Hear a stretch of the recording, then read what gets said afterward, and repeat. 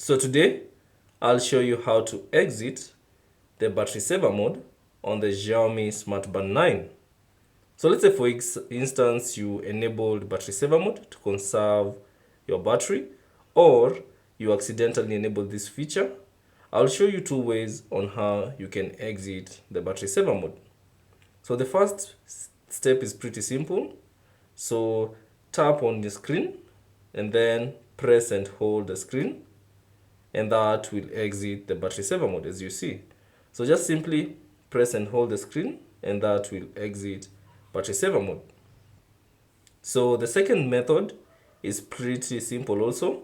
You just have to plug in your Smart Band 9 to a charger and that will exit the battery saver mode, sorry.